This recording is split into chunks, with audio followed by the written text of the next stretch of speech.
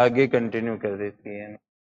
उसी में कुछ हेयर कटिंग कर दी जाती है, प्लस माइनस करके नए खर्चों की माँग की जाती है।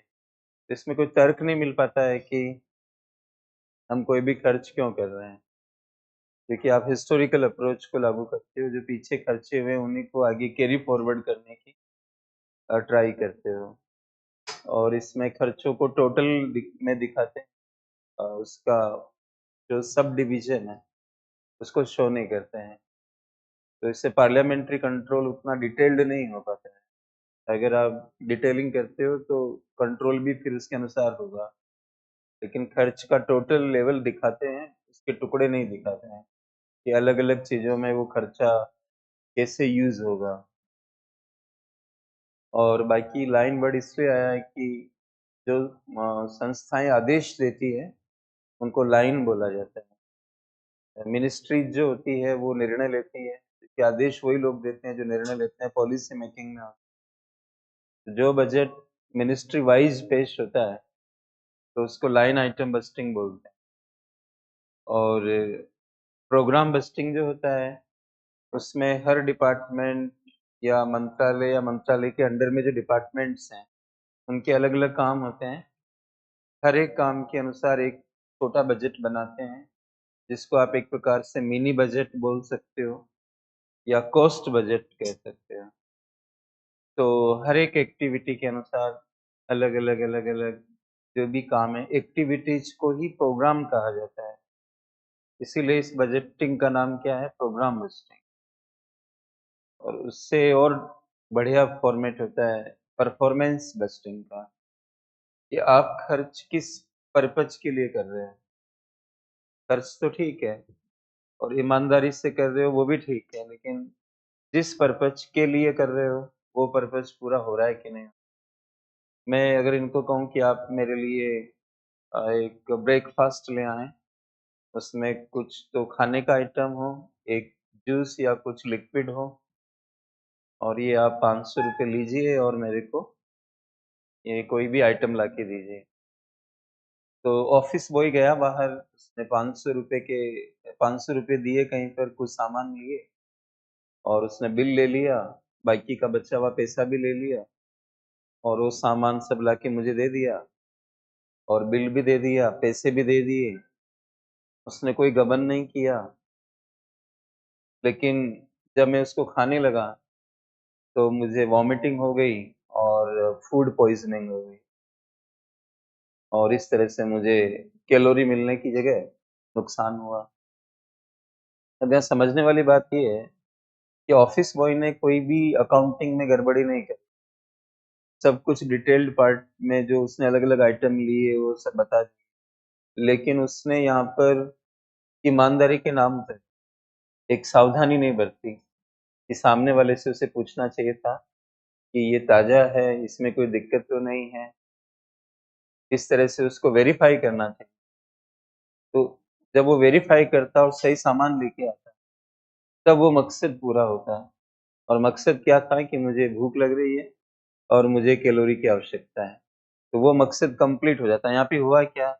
मकसद पूरा नहीं हुआ, खर्चा हो गया, खर्च का ईमानदारी पूर्वक उपयोग भी हो गया, क्योंकि उसने कोई गड़बड़ी नहीं करी, सब कुछ सही था। लेकिन वो न्यूट्रल रहा मतलब, उसने इस बात पे ज़्यादा ध्यान नहीं दिया कि मुझे अच्छी जगह से खरीदना चाहिए, बस सर ने मँगाया तो ले जाके देना है। अब क्या है, कब का है, कैसा है, ताज़ा है कि पुराना है, इस चीज़ से वो उसको कोई मतलब नहीं था। तो उसने पल्ला झाड़ लिया एक तरीके से, कि मैं तो क्या करूँ, मैं तो चला गया था, मेरे को क्या पता ये कैसा बना हुआ था। तो ऐसे ही आपको समझना पड़ेगा कि पर्पज़ क्या है, ये पूरा होना चाहिए। खाली अकाउंटिंग और उसकी डिस्क्रिप्शन और उसमें ईमानदारी से काम नहीं चलता है, पर्पज़ भी पूरा होना। तो ये जो परफ़ॉर्मेंस बस्टिंग होता है, इसमें हम इन्हीं चीज़ों पे ध्यान देते हैं कि हमारी जिस पर्पज़ के लिए खर्च है, वो पर्पज़ पूरा हो। फिर मैंने आपको ये भी कहा कि नियोजन की अवस्था में ही आप खर्चों को कंट्रोल कर सकते हो, इस प्लानिंग में, क्योंकि हर खर्च के आगे उद्देश्य लिखा हुआ रहता है, पर्पज़ लिखा हुआ रहता है। स्मार्टफ़ोन का एक एग्ज़ाम्पल देके मैंने आपको पिछली वाली क्लास में बताया था कि कैसे उस एग्ज़ाम्पल में एक छात्र ने 50,000 रुपए की माँग की और उसके आगे उसने स्मार्टफ़ोन लिखा था।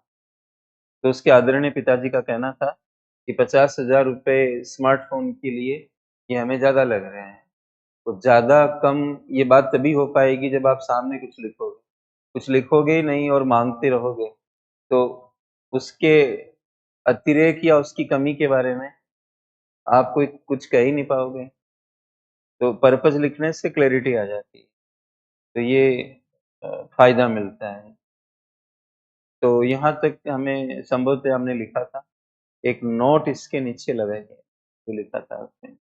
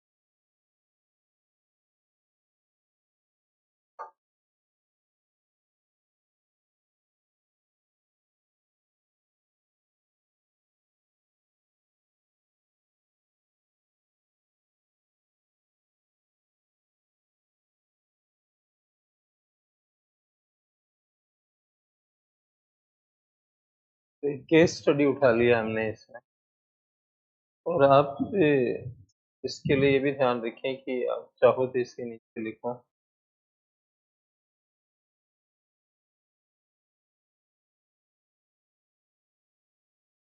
also useful for governance.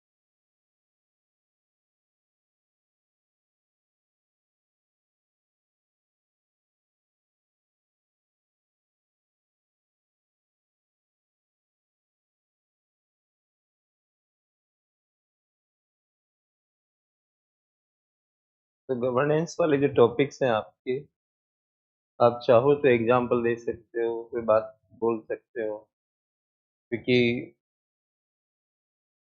इस तरह से बढ़िया गवर्नेंस हो पाएगा सरकारी स्कीमों का, सुशासन में डाल सकते हो आप इस।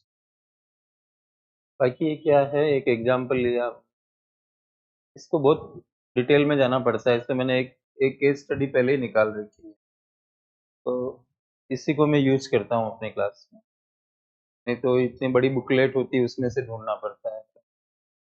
एक बार देख लिया, हमें केस स्टडी तो बतानी है, इसमें कोई अपडेशन जैसा कुछ नहीं है। एक केस कोई भी उठा के आप बातचीत कर सकते हो। जब मैं दिल्ली विश्वविद्यालय में था, 2007 की मानव विकास रिपोर्ट केस स्टडी में दी हुई थी। तो मैं 2019-20 यहाँ तक था, डीयू में छोड़ दिया था। अब 7 वाली रिपोर्ट भी 19-20 तक चल रही। उनको बच्चों को बताना था कि मानव विकास सूचकांक बनता कैसे है? जबकि 10 में उसमें बहुत चेंज आ गए थे, फिर भी डीयू में 7 का ही चल रहा था। 2010 में सबसे ज़्यादा बदलाव हुए थे 20वें एडिशन के अंदर। 20वां एडिशन था 2010 में, तो उसमें बहुत चेंज किए गए थे। जैसे जीडीपी था उसकी जगह जीएनपी आ गया। ज्ञान के अंदर आपने लिखा था एक्सपेक्टेड ईयर्स ऑफ स्कूलिंग, यहाँ पर था पहले एडल्ट लिटरेसी रेट, लेकिन 2010 में आ गया था एक्सपेक्टेड ईयर्स ऑफ स्कूलिंग। फिर मीन ईयर्स ऑफ स्कूलिंग 2010 में आया था, उससे पहले इसमें था ग्रोस एनरोलमेंट रेशियो। बहुत चेंज हुए थे। पहले सिंपल मीन निकलता था, बाद में जियोमेट्रिक मीन का मेथड लागू हुआ। क्यूब रूट निकलता है तीनों तीनों तीनों पैरामीटर्स का। इससे बहुत सारे चेंज हुए, लेकिन डीयू में फिर भी 7 का ही मानव विकास रिपोर्ट चल रहा है। बच्चों को मानव विकास का कॉन्सेप्ट बताना, कैसे मानव विकास है, कैसे इसको मापते हैं। तो एक 2007 की मानव विकास रिपोर्ट उन्होंने केस स्टडी में दे रखी। तो हमने केस स्टडी उठाई और आपको थोड़ा आइडिया भी लग जाएगा। जो भी अलग-अलग डिपार्टमेंट से होते हैं, जैसे यहाँ पे ग्रामीण विकास विभाग, ये ग्रामीण विकास मंत्रालय के अंडर में है। फिर उसके अंडर में जो ये है, इसके अंडर में बहुत सारी स्कीमें रहती है जिसको ये चलाता है। हर स्कीम के नाम का कितना पैसा चाहिए, और जो भी खर्च अलग-अलग आते हैं उनकी संख्या बनती है। जैसे डिमांड नंबर, डिमांड ही तो कर रहे हैं कि हमें इतना खर्च दे दो, इतना। इसका नाम ऐसा रहता है, डिमांड नंबर। तो 82 नंबर की जो डिमांड है वो इस स्कीम से रिलेटेड थी, प्रधानमंत्री आवास योजना ग्रामीण के लिए। मैंने ऊपर ऑलरेडी लिख दिया था कि 2005-6 से ही हर डिपार्टमेंट को अपने अंडर में जो स्कीमें चल रही है, उनका खर्च बताना है जो वो माँगना चाह रहे हैं, अनुमानित खर्च, संभावित खर्च, उसका भौतिक परिणाम क्या आएगा। 2 चीज़ें हैं, भौतिक को थोड़ा-सा उतना अच्छा नहीं माना जाता, गुणात्मक को ज़्यादा बढ़िया माना जाता है। तो गुणात्मक के लिए आउटकम वर्ड यूज़ होता है, और ये बीच का वर्ड यूज़ होता है आउटपुट, भौतिक परिणाम। जैसे हम कितने घंटे पढ़े, ये भौतिक परिणाम। इंग्लिश मीडियम में कोरा पे एक सर ने मेरे को आज भेजा था, मतलब इंग्लिश मीडियम में भी क्लास होती रही है मेरी यहाँ पर। तो किसी ने रिव्यू किया होगा खान ग्लोबल स्टडीज, अलग-अलग टीचर्स थे उसमें। उसमें उसने लिखा हुआ था, इस सर की क्लास में मेरे ये रिव्यू में लिखा हुआ था कि 3-4 पेज वो लिखाते हैं बस, एक क्लास में, और बाकी वो एक्सप्लेन करते हैं और टू द पॉइंट रहता है। राइट? तो अभी हम इसको कहेंगे आउटपुट, मतलब आप कहोगे कितने पेज लिखा है? 3 पेज, ये आउटपुट है। लेकिन आउटकम इससे ज़्यादा बड़ा है।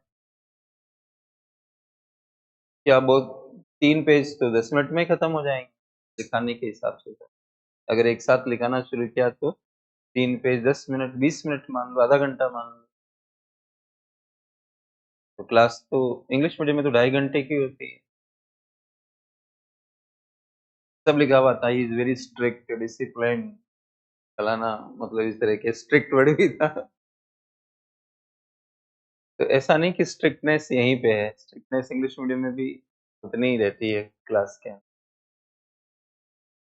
आउटपुट और आउटकम, अब 2-3 पेज आउटपुट है, और आपकी कैपेसिटी कितनी बड़े, अब आउटकम तो डिपेंड करेगा, किसी को क्या आउटकम लगेगा, कोई किसी का ध्यान कहीं जा रहा है तो उसको आउटकम नज़र ही नहीं आएगा, उसको तो 3 पेज लिखने से मतलब है क्लास में। मेरी पूरा भरसक प्रयास होता है कि मैं समझा दूँ आपको किसी भी एग्ज़ाम्पल से, जो जहाँ ध्यान आ गया वही। तो आउटपुट और आउटकम, तो आउटकम बड़ी चीज़ है। अब इसमें हम देख लेते हैं, इन्होंने 2018-19 में माँगे थे 21,000 करोड़ रुपए ग्रामीण विकास विभाग ने डिमांड नंबर 82 के अंतर्गत, और भी इनकी डिमांड्स रही होगी, लेकिन प्रधानमंत्री आवास योजना के लिए फिर इन्होंने बोला कि हम 49 लाख घर बनाएंगे। घरों को आप गिन भी सकते हो, भौतिक परिणाम है वो। और जीवन स्तर, अगर किसी के पास घर है तो उसके लिविंग स्टैंडर्ड में सुधार होता है, वंचनाओं में कमी होती है। वंचना किसको कहते हैं? कमियों को कहते हैं। ये किसमें आ रहे हैं? गुणात्मक। एक अच्छा जीवन महसूस करना, कमियों की मतलब कमियाँ महसूस ना हो, श्रेष्ठ जीवन हमें लगे, ये गुणात्मक परिणामों के अंदर। तो ऐसे हर एक के डिपार्टमेंट को ये 3 चीज़ें बतानी पड़े। आउटले अब यहाँ पर भी आप देखोगे तो 49 लाख घर जो यहाँ लिख रहे हैं, तो आप इसका मूल्यांकन कर सकते हो कि ये 21,000 करोड़ रुपए ज़्यादा तो नहीं है कहीं, एक संख्या लिखी हुई है। तो ये जो भी विपक्षी लोग वगैरह हैं, वो बताएँगे, पूछेंगे जो भी है, लेकिन ये साफ-साफ लिख रहे हैं। जैसे मैंने पिछली वाली क्लास में कहा कि स्मार्टफ़ोन लिख रहे हो आप, यहाँ 50,000 है, यहाँ स्मार्टफ़ोन है, और मेरे ज्ञान में सुधार होगा, मेरी कैपेसिटी में सुधार होगा, मैं बेहतर ढंग से मटीरियल एक्सप्लोर कर पाऊँगा, बेहतर ढंग से एक्सप्लोर कर पाऊँ। ये मात्रात्मक थोड़ी है, ये तो क्वांटिफ़ाइड है मतलब। बेहतर ढंग से मोर एफिशिएंसी मेरे को आएगी, वो सब किसमें आ जाएँगे? गुणात्मक पर। मैं आपसे ज़्यादा अच्छे से बात कर पाऊँगा, मेरी आपसे कनेक्टिविटी हो पाएगी। कभी मुझे आपको देखने का मन किया, तो मैं व्हाट्सएप कॉल से आपको बातचीत कर पाऊँगा, और मैं अपने आप को नज़दीक समझूँगा और मेरे मनोबल में वृद्धि होगी, और इस तरह से मैं अपनी सफलता की दिशा में आगे बढ़ूँ। इस तरह की बात गुणात्मकता में आ गई। वही स्मार्टफ़ोन को लेके भी आपको समझा दिया। तो अब आप इसको गवर्नेंस में भी यूज़ कर सकते हो कहीं न कहीं, कि भारत में गवर्नेंस की दिशा में क्या काम हुआ है? जैसे आपसे कोई सवाल करे, जैसे सिटीज़न चार्टर हमारे भारत में आया, मेरे को ज़्यादा नहीं आता है, आप सिर्फ़ सुन लें और अपने हिसाब से वेरीफ़ाई करें। सिटीज़न चार्टर, आरटीआई वग़ैरह जो भी है, एंटी करप्शन जो विंग्स है जितने भी, क्योंकि करप्शन इज़, मेरे को जैसा लगता है, करप्शन गवर्नेंस के अगेंस्ट होता है। जहाँ करप्शन है वहाँ सुशासन कैसे हो सकता है? तो anti corruption bodies, vigilant commissions वग़ैरह, वग़ैरह, लोकपाल, लोकायुक्त, जो भी आपको लगता है, लेकिन उन्हीं कड़ियों में आप एक कड़ी ये भी ऐड कर सकते हो, अगर आपको लगे सही तो, कि आउटकम बस्टिंग भी भारत में एक फाइनेंशियल गवर्नेंस, खास तौर से वित्तीय गवर्नेंस, गवर्नेंस में भी वित्त वाला पार्ट भी तो होता है। हमारे गाँव में गुरुजी थे, तो वो गुरुजी को सारे लोग पैसे जमा करा देते थे। एक मंदिर बनना था, तो सब लोग उन्हीं को पैसा दे दिए कि आपके तत्वावधान में इसको आप बनाओ, किसी को कोई डाउट नहीं था। तो उन्होंने किसका गवर्नेंस किया? तो फाइनेंस, वित्त को गवर्न किया उन्होंने, और पहले का भी उनका ट्रैक रिकॉर्ड था, तभी गाँव वालों ने उन पे भरोसा किया। एक शानदार मंदिर बना के उन्होंने गाँव को दिया, मतलब एक तरीके से। मेहनत करी अपनी तरफ से, हर चीज़, मज़दूर सबका ध्यान रखा, और मंदिर को समयबद्ध ढंग से कंप्लीट कराया। तो ये फाइनेंशियल गवर्नेंस। तो वित्त की गवर्नेंस भी एक पार्ट बनता है। तो आप देख लें सीएजी वगैरह ये सब जो पद आते हैं, ये कहीं न कहीं गवर्नेंस के पार्ट में भी शायद आते होंगे, क्योंकि ये सुशासन की तरफ लेके जाते हैं, खास तौर से आप वित्तीय घोटाला ना कर सकें। नहीं तो पॉलिटी और ये सब मिक्स हो जाएँगे। जहाँ जवाबदेही वाली बातें आ रही है, रिस्पॉन्सिबिलिटी वाली बातें आ रही है, वो वाले पार्ट्स को आपको सेपरेट करना चाहिए। तो इसमें भी जवाबदेही बन रही है, तो इसको आप गवर्नेंस में अच्छे से प्रामाणिक ढंग से पता लगा के आप इसको डाल सकते। तो ये 3 अ, बजटिंग हो गए, लाइन आइटम, प्रोग्राम, परफॉर्मेंस, और इस आउटकम बजटिंग पे प्रश्न आ सकता है आपको कभी भी। अभी तक आया नहीं है। उसने ये भी लिखा वहाँ पे कि most of the teachers focus on PYQs. Initial में उस बच्चे ने लिखा, बाकी फिर हर टीचर के बारे में बताया। तो उसने ऊपर ही ऊपर लिखा है कि most of the teachers focus on PYQ, तो smartly they teach in such a manner कि पीवाईक्यू सॉल्व हो जाते हैं। लेकिन सबसे बड़ी बात वो खुद बच्चा लिख रहा है इंग्लिश मीडियम का कि पीवाईक्यू रिपीट नहीं होते।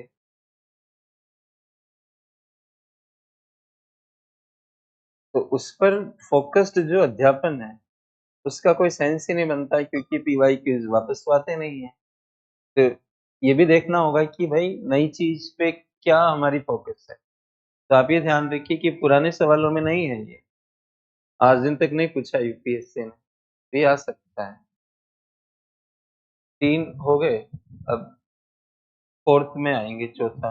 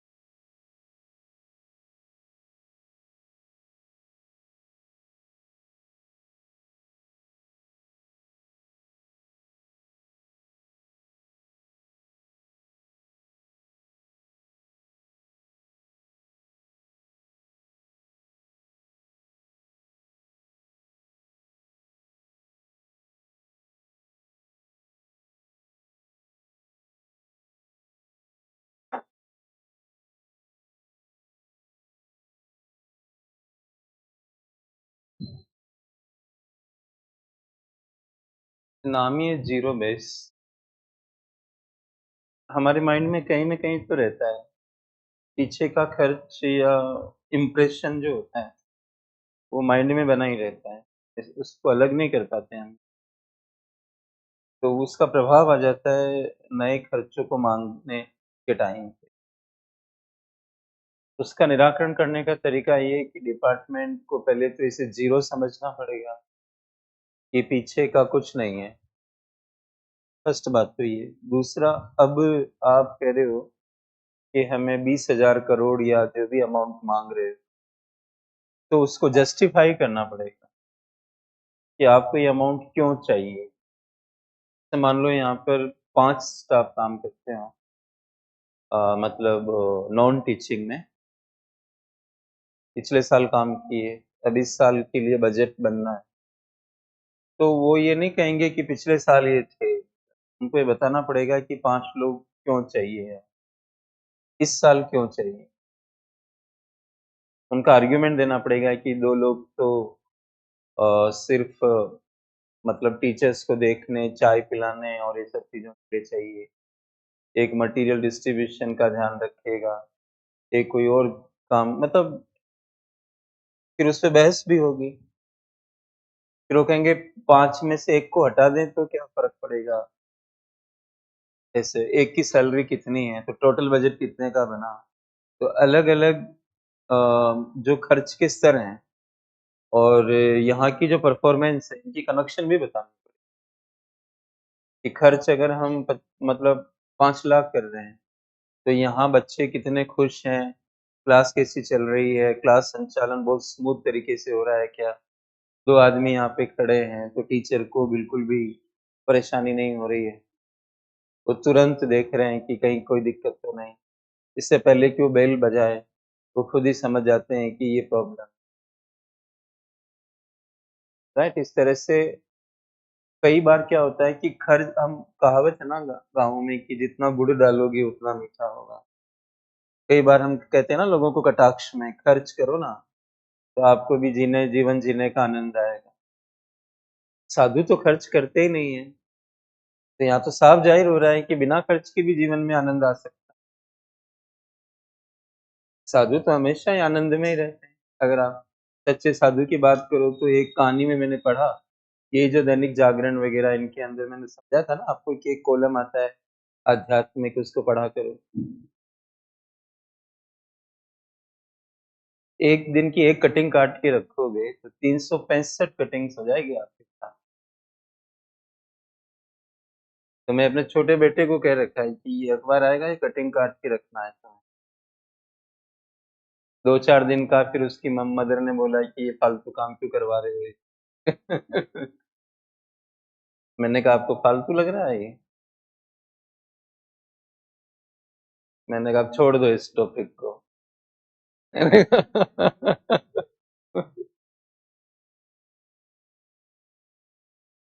तो 2-4-5 काँटे रजिस्टर में चिपकवाए उससे, फिर मैंने कहा चलो अब हमें करना पड़ेगा, फिर नहीं ऐसी फुर्सत मिल पाई मुझे।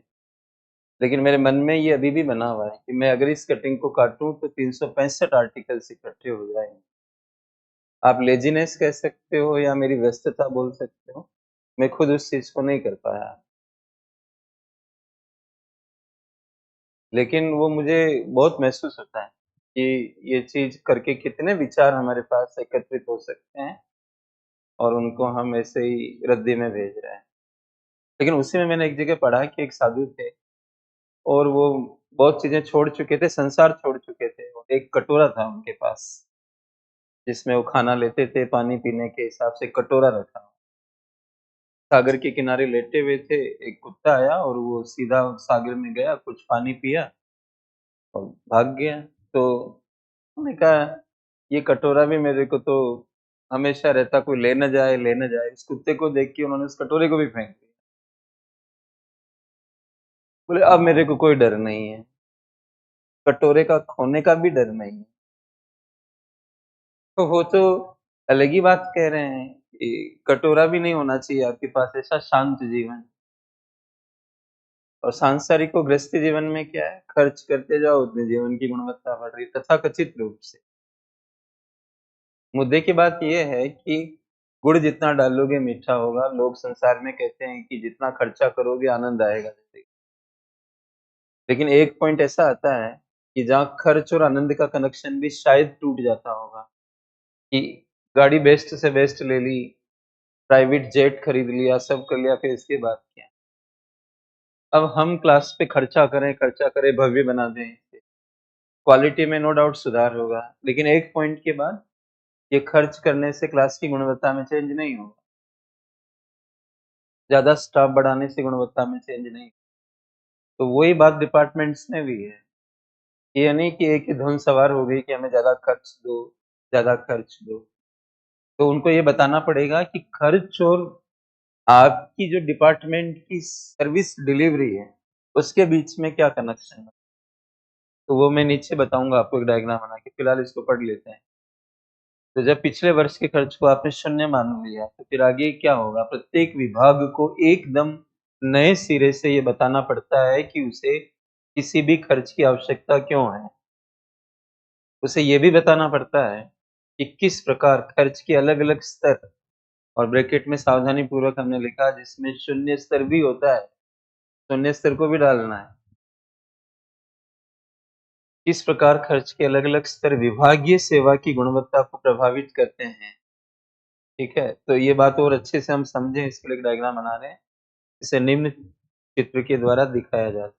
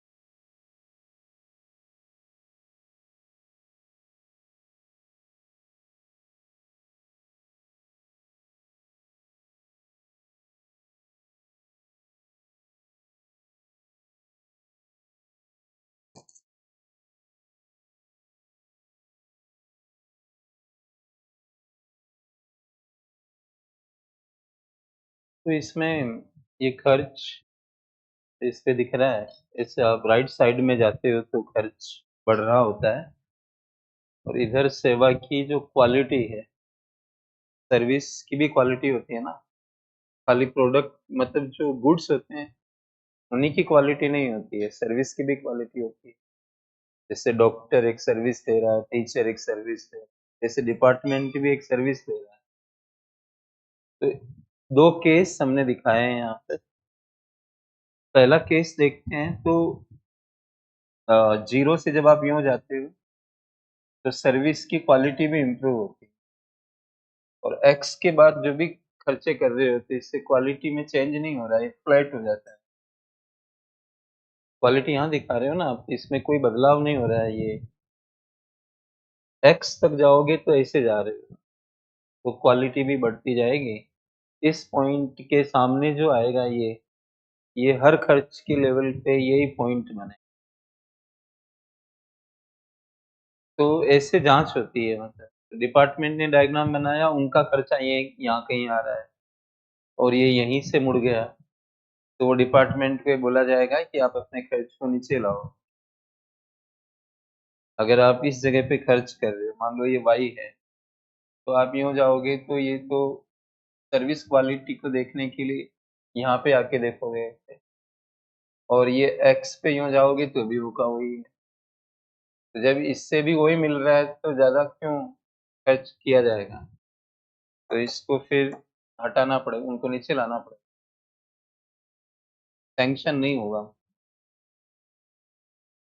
जैसे पीपीटी से दूसरे प्रेजेंटेशन देने पड़ेंगे डिपार्टमेंट्स को खर्च माँगने के। दूसरा केस तो अलग ही है, बिल्कुल ही विचित्र प्रकार का है। ये जानबूझ के दिखाया गया है कि कुछ खर्चे ऐसे भी हो सकते हैं जिनका सेवा से कोई लेना-देना ही नहीं है, फिर भी वो खर्चे चल रहे हैं। लोकप्रिय नीतियों के चलते आप पोस्टें निकाल रहे हो कई तरह की, उनका होना और नहीं होना।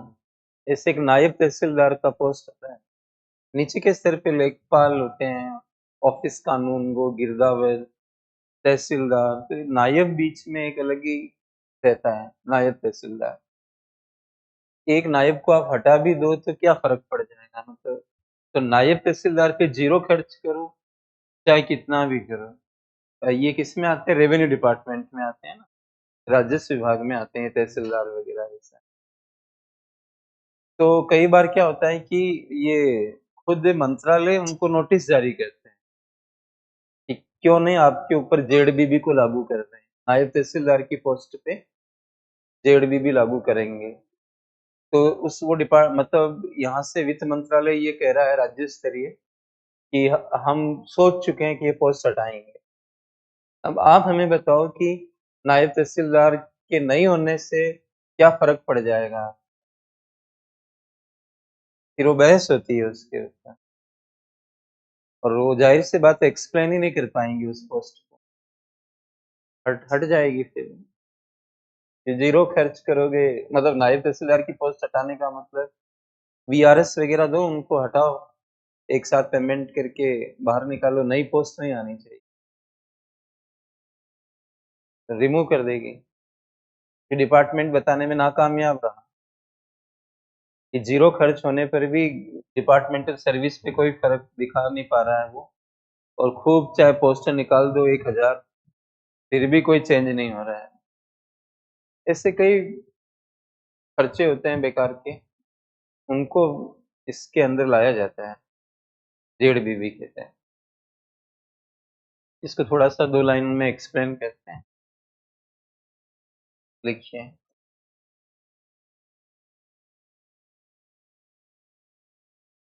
ऊपरी चित्र के अनुसार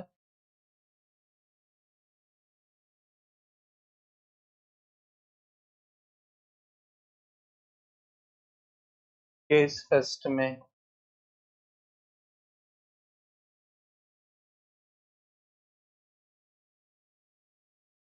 खर्च का आदर्श स्तर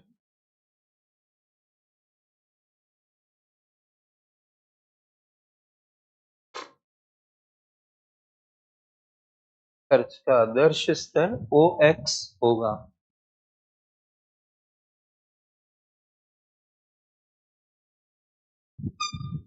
जबकि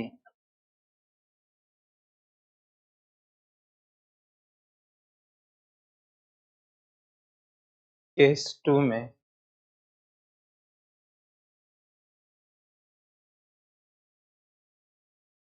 यह 0 होगा।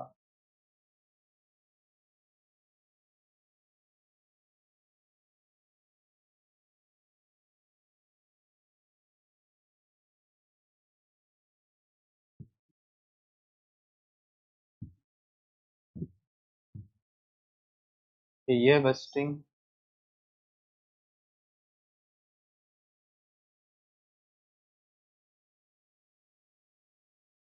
मैं बोल रहा हूँ आप लिखिए, ये बस्टिंग काफी कठिन होती है। यह बस्टिंग काफी कठिन होती है, डिफिकल्ट होती है। पूर्ण विराम लगाइए। इसमें कई प्रकार के मूल्यांकन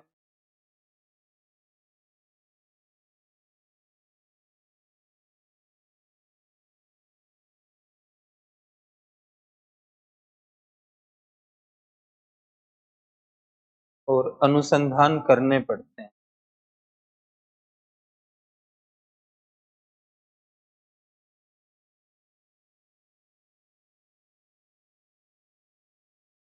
पूर्ण विराम लगाइए, पैराग्राफ चेंज करिए। यह बस्टिंग, यह बजटिंग निजी क्षेत्र में अधिक लोकप्रिय है। निजी क्षेत्र में अधिक लोकप्रिय, पॉपुलर, लोकप्रिय है। पूर्ण विराम लगाइए। सरकारी क्षेत्र में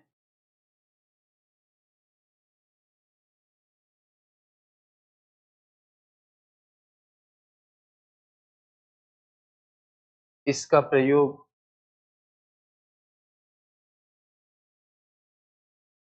नियमित रूप से नहीं होता है।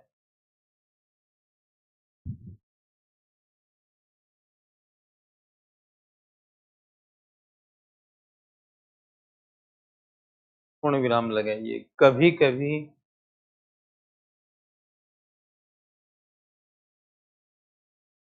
कभी कभी कुछ विशेष खर्चों को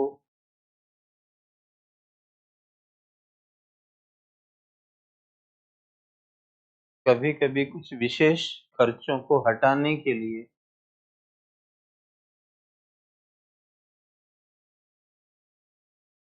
इसका प्रयोग किया जाता है।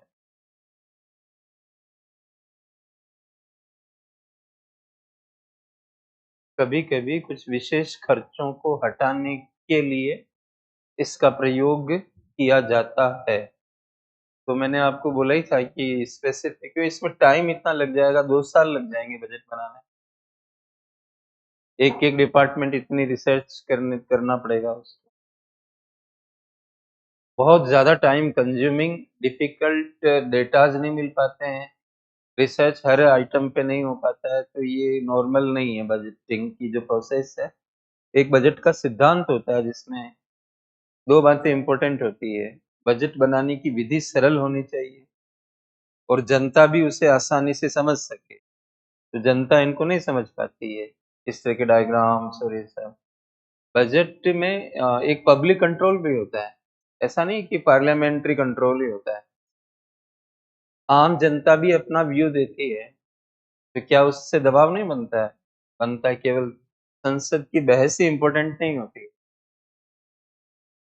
मीडिया का क्या रोल है, आम जनता का क्या रोल है, वो उनके ओपिनियन आ रहे हैं। वित्त मंत्री खुद परेशान रहता है कि अखबार की कटिंग्स काट के आईएएस अधिकारी उनको देते हैं कि सर आपके बजट पे ये कमेंट्स आ रहे हैं। रोल बैक एक वर्ड होता है बजट में, रोल बैक। एक बार एक पीरियड था जिसमें बार बार ये सवाल पूछ रहे कि बजट में रोल बैक की प्रॉब्लम क्या होती है। तो उसमें क्या होता है कि जो आप बजट में अनाउंस करते हो उसको वापस ले लेते हैं। घोषणा करी लेकिन आपने लागू नहीं करी, फिर उसको वापस कर लिया, रोल बैक कहते हैं। रोल बैक बहुत अच्छा तो नहीं माना जाता क्योंकि आप पहले ही सोच समझ के बातचीत करते, कभी बोल रहे हो फिर वापस उसको हटा ले रहे हो। तो ये क्यों हटा लिया जाता है? पब्लिक ओपिनियन होता है ना, जनता के आक्रोश और उनका जो फीडबैक होता है, वो इतना दबाव बना देता है सरकार के ऊपर कि वापस कर लेती है। तो ये रोल बैक की प्रॉब्लम। तो जनता भी तो एक कंट्रोल सिस्टम, लेकिन उसको लैंग्वेज नहीं पकड़ में आ रही है जनता को। ये बजट किस तरह का, उनको कुछ समझ ही नहीं आ रहा है। ये विशेषज्ञों का एक टॉपिक बन के रह गया, आम जनता को पकड़ ही नहीं आया। तो आप इतनी कॉम्प्लेक्स बजट विधा का प्रयोग करोगे, तो कहीं न कहीं रिस्पॉन्सिबिलिटी, अकाउंटेबिलिटी कॉम्प्रोमाइज़ हो जाएगी। तो आपको ये भी देखना पड़ेगा कि फॉर्मेट जनता को भी पकड़ में आए। ये जेडबीबी फॉर्मेट पकड़ में नहीं आ पाता है और सरकार की साइज़ भी बहुत बड़ी होती है। प्राइवेट सेक्टर के तो डिपार्टमेंट छोटे होते हैं और उनमें लग के आप एनालिसिस करवा सकते हो। पूरे देशव्यापी स्तर पे अलग-अलग स्कीमें और बहुत सारे खर्चे, उनको इसमें लाना बहुत मुश्किल होता है। तो फिर जो कोई खर्चा आपको कान में काटने वाले गहने की तरह लगता हो, कान को काटने वाले गहने की तरह लगने लग जाए, तो फिर आप धीरे-धीरे उसकी तरफ इशारा करते हो कि अब इसको निशाना बनाना है। तो जो भी तरीका है, उसका डिपार्टमेंट जो रिस्पॉन्सिबल है, उनको सर्कुलर जारी करके उनसे व्यूज़ लिए जाते हैं, क्यों ना इसके ऊपर हम जेड-बीबी लागू कर दें, क्यों न आपको इस पद से हटा दिया जाए, क्यों न इस खर्च को हटा दें। तो फिर वो डिपार्टमेंट रिप्लाई करता है। फिर खर्च के कारण क्या डिपार्टमेंट के साथ होगा, क्वालिटी कितनी कॉम्प्रोमाइज़ हो जाएगी, उन सबको सिस्टमैटिक वे में प्रस्तुत करना होता है। जब सरकार का वित्त मंत्रालय इससे सैटिस्फाई हो जाता है, तो जेड-बीबी नहीं लगेगा और नहीं तो जेड-बीबी लग के वो स्क्रैप हो जाएगा। इस तरह से ये ज़ीरो बेस बजटिंग है। तो चारों प्रकार की बजटिंग अ, पूरी हो गई। एक जेंडर बजटिंग होती है, वो मैंने इसके साथ नहीं रखी, जो डायग्राम बना उसमें नहीं थी। लेकिन उसको पढ़ेंगे और क्यों नहीं रखा उसका कारण भी मैं बताऊँगा। तो अगला हेडिंग फ्रेश लगा लें आप, इसके बाद में जेंडर बजटिंग।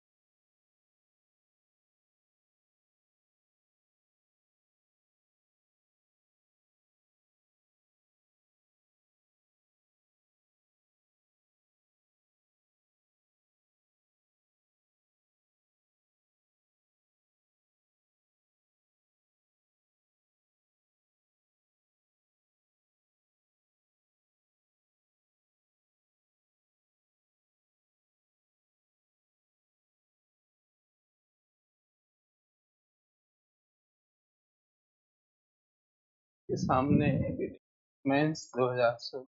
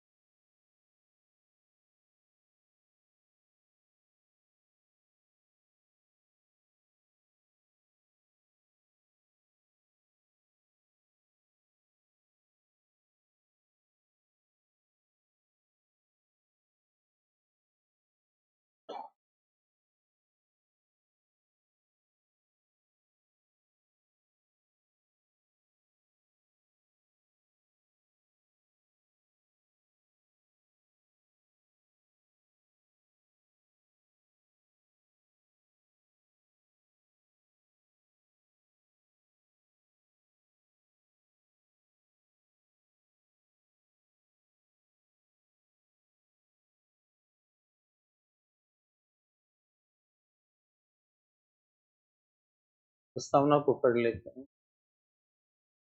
सब इंट्रो है उस तरह के। ऑस्ट्रेलिया में सबसे पहले शुरू हुई, भारत ने 2005-6 में शुरू किया। ये इम्पोर्टेंट बात है। ध्यान देने योग्य है कि जेंडर बस्टिंग कोई अलग प्रकार की बस्टिंग नहीं है। किस सेंस में, मतलब अलग प्रकार की बस्टिंग अलग प्रकार की नहीं होती तो हम क्यों पढ़ रहे होते? लेकिन ये लैंग्वेज इससे जुड़ी हुई है। अलग प्रकार की बस्टिंग नहीं है, जो मतलब वैसी वाली बस्टिंग जो कार्यपालिका की जवाबदेही और उत्तरदायित्व को प्रभावित करे। मतलब कि आपने कहीं परफॉर्मेंस नहीं दिखाई, आपने प्रोग्रामिंग नहीं करी, आपने सब डिवीजन नहीं दिखाया, आपने खर्च किया कि नहीं किया, इस तरह से नहीं है ये। जवाबदेही और रिस्पॉन्सिबिलिटी से इसका कनेक्शन नहीं है। वो कनेक्शन उनसे था, line item busting, program busting. मैंने बोला था ना आपको कि फॉर्मेट बदलो, जवाबदेही बदल जाएगी। ये सवाल भी आ सकता है। कार्यपालिका पर वित्तीय जवाबदेही एक सीमा तक बजट के फॉर्मेट पर निर्भर करती है। उक्त कथन का को अलग-अलग बजटिंग के प्रकार बताते हुए स्पष्ट करें। वहाँ ये नहीं कि फॉर्मेट उतार के आ गए। आपको भाषा ऐसी सेट करनी पड़ेगी, बार-बार लिखना पड़ेगा। हाँ, बजट का फॉर्मेट बदला, इसे जवाबदेही बदल। एक्सप्लेन कर रहे हो, एडिशन नहीं कर रहे हो, उसी बात को समझा रहे हैं। एक्सप्लेन का मतलब ही क्या? जैसे मैंने अभी डायग्राम बनाया, तो डायग्राम बना के मैंने कोई अलग बात थोड़ी कही। मैंने एक्सप्लेन किया कि खर्च के अलग-अलग स्तर कैसे, उसमें एक्स्ट्रा कुछ नहीं था। बात को ज़्यादा बेहतर ढंग से रख दिया गया। एक्सप्लेन, ताकि सामने वाले को समझ में आ जाए अच्छे तरीके से। राइट? तो आपको एक्सप्लेन करना है अलग-अलग तरह के बजट फॉर्मेट बताते हुए। फिर आप कहोगे कि लाइन आइटम में रिस्पॉन्सिबिलिटी किस पॉइंट तक थी, फिर प्रोग्राम में किस पॉइंट तक बढ़ गई, लेकिन फिर उसकी सीमा क्या बन गई, फिर परफॉर्मेंस में क्या था, परफॉर्मेंस की एक आलोचना में करवा के गया था पिछली वाली क्लास में कि गुणात्मक क्षेत्रों में इसे लागू करना कठिन होता है, क्योंकि गुणों को आप माप नहीं सकते हो ना,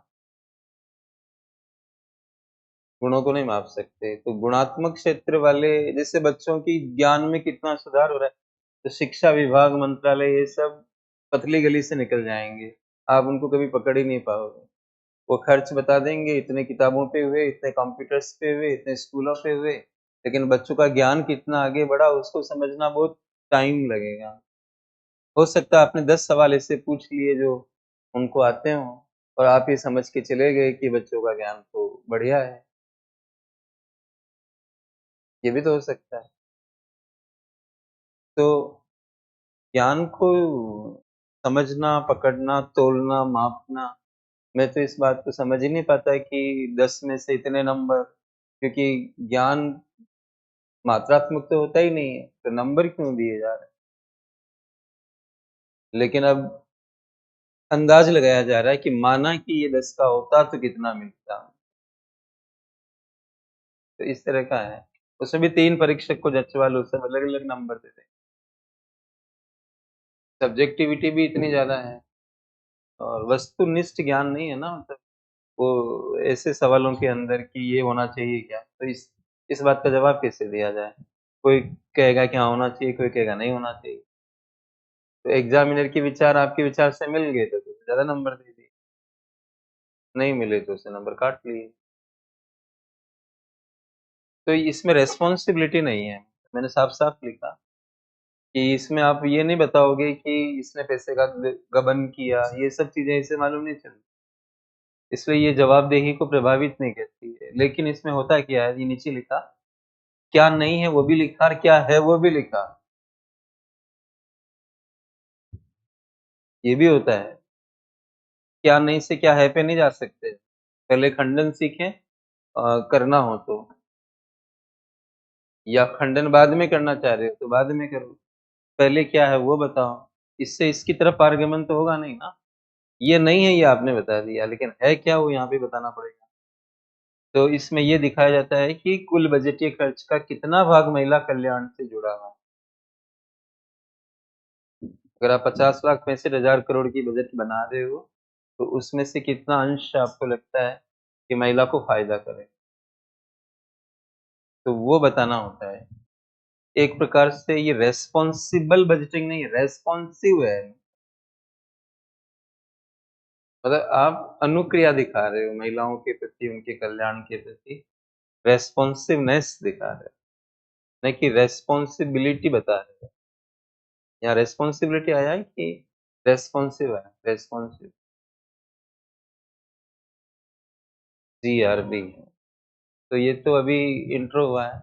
16 जो मैंने ऊपर लिखा, वो सवाल में बता दूं कि क्या था। ये तो पता ही नहीं लग रहा, मैं खाली लिख दूं मेंस हो जाए, इससे क्या हो जाएगा। मतलब मैं तो टॉपिक बता रहा हूँ कि हाँ जी, हमारे भी क्लास नोट से आया था। क्योंकि हमारे क्लास नोट्स में जेंडर बस्टिंग था, तो उधर जेंडर बस्टिंग मिल गया। अरे सवाल जो एग्जैक्ट था वो मिला कि नहीं मिला, ये भी तो देखना पड़ेगा। चलो मिला नहीं मिला तो बात की बात है, लेकिन सवाल क्या था ये भी तो पता होना चाहिए ना। तो उन्होंने पूछा था जेंडर बस्टिंग की आवश्यकता बताओ। जेंडर बस्टिंग क्या है ये नहीं बताना है। अब आएगा असली, तो पता तभी लगेगा ना कि नीड क्या है। जेंडर बस्टिंग तो आपने ऑस्ट्रेलिया भी बता दिया, सब बता दिया, ये भी लिख दिया। वो पूछ ही नहीं रहा है, वो पूछ रहा है नीड क्या, तो वो हमारा अगला पार्ट है। तो सेकंड लिखिए आप।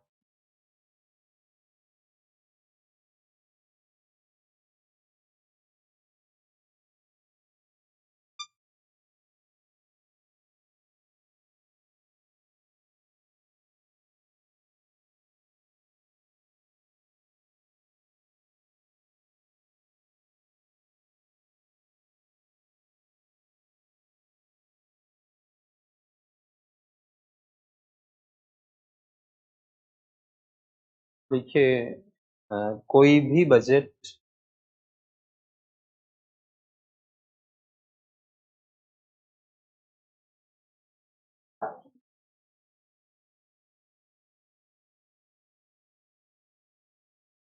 प्रस्तुतिकरण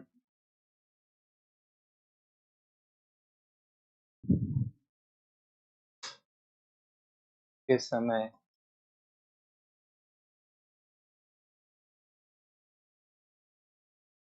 जेंडर न्यूट्रल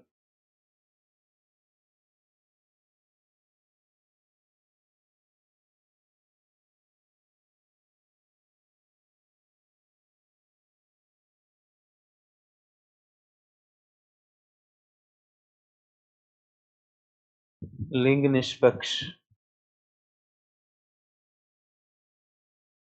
प्रस्तुतिकरण के समय जेंडर न्यूट्रल होता है, अर्थात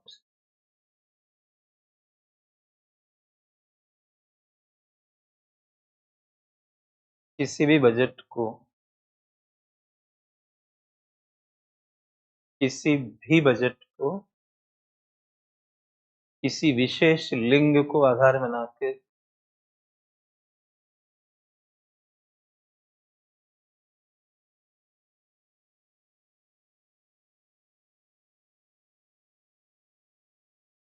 तैयार नहीं किया जाता।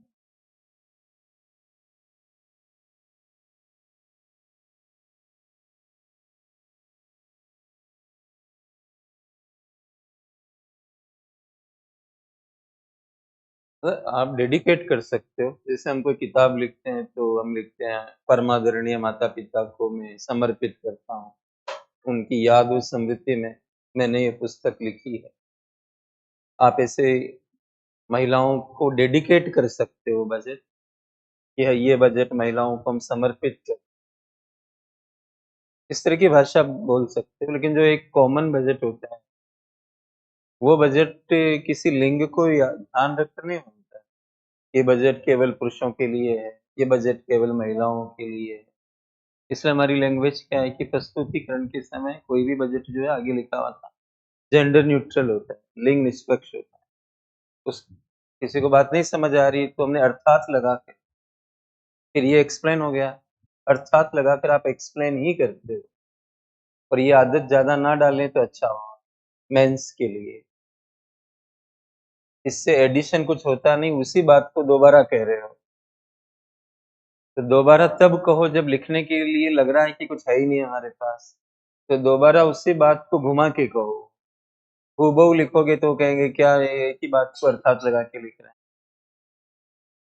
उनको समझाना थोड़ी होता है, जब आप लिखते हो कि कोई भी बजट प्रस्तुतिकरण के समय जेंडर न्यूट्रल होता है, तो आपको उनको बताना थोड़ी पड़ेगा कि मैं आप कहना क्या चाह रहे हो। लेकिन मैंने क्लास में इसलिए लिखा है कि मैं अलग से थोड़ी लिखाऊँगा आपको कि जेंडर न्यूट्रलिटी का मतलब क्या है। तो जब आप नोट्स पढ़ोगे तो वहीं क्लियर हो जाएगा कि सर ने जेंडर न्यूट्रल लिखा है तो इसका मतलब क्या है, वो अर्थात लगाकर इसलिए लिखा है। लेकिन ये भाषा मेंस में बच्चे हैं, वर्ड लिमिट नहीं तो आपकी खपने लग जाएगी। वर्ड लिमिट को खपाना मुश्किल हो रहा हो, तब आप इस तरह का कर सकते हो। पूर्ण विराम लगा चुके होंगे, आगे लिखिए। इसका निहितार्थ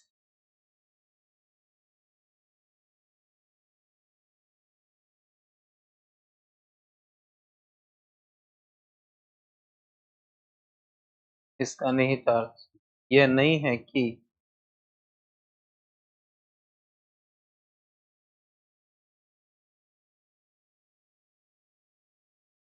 किसी भी बजट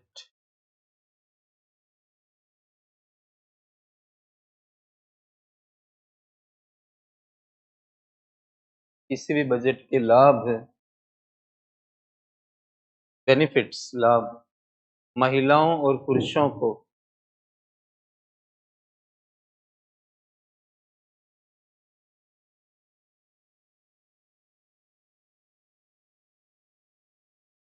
समान रूप से मिलेंगे।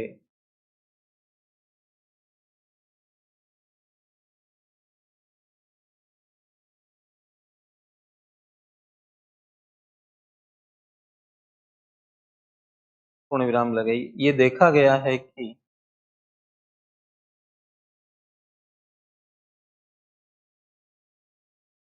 सामान्यतया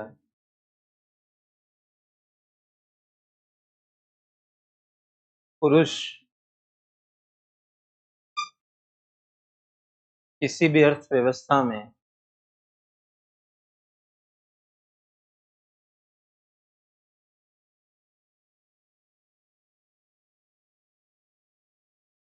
आर्थिक रूप से अधिक सक्रिय होते हैं।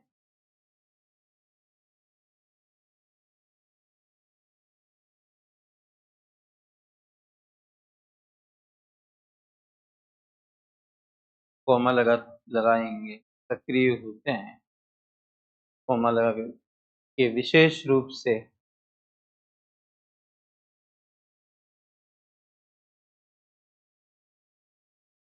भारत जैसे राष्ट्रों में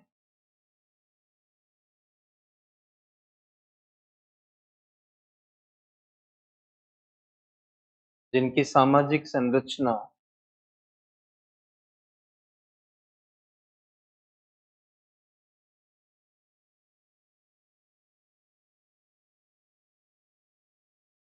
महिलाओं की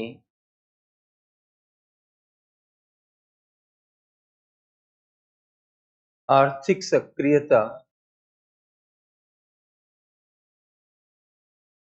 आर्थिक सक्रियता के मार्ग में एक बाधा के रूप में कार्य करती है।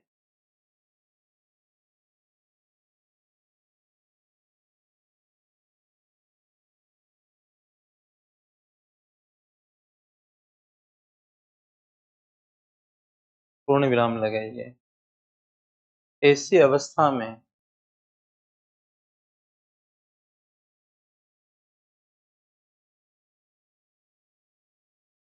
ये अनुमान लगाना कठिन हो जाएगा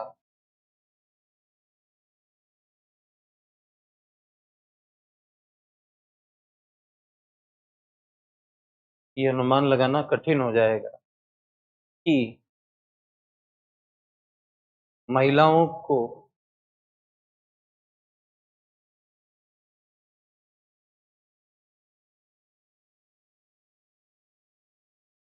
किसी भी बजटीय खर्च से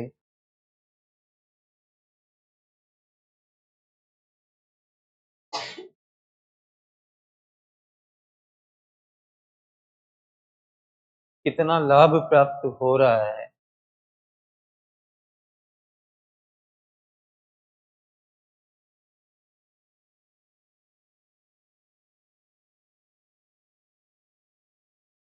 पैराग्राफ चेंज किया। उपर्युक्त विश्लेषण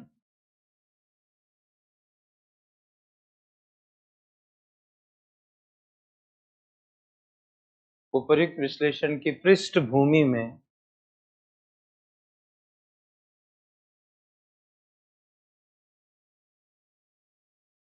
जेंडर बस्टिंग की आवश्यकता को जेंडर बस्टिंग की आवश्यकता को अनुभूत किया जा सकता है।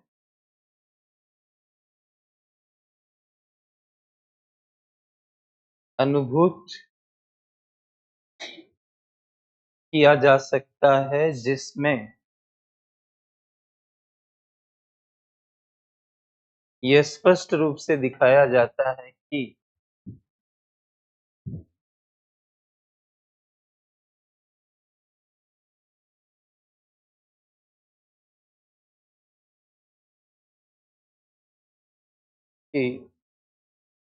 कुल बजटीय खर्च का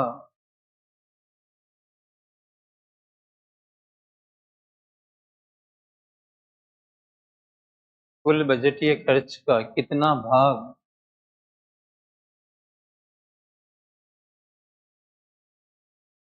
महिला कल्याण से जुड़ा हुआ है।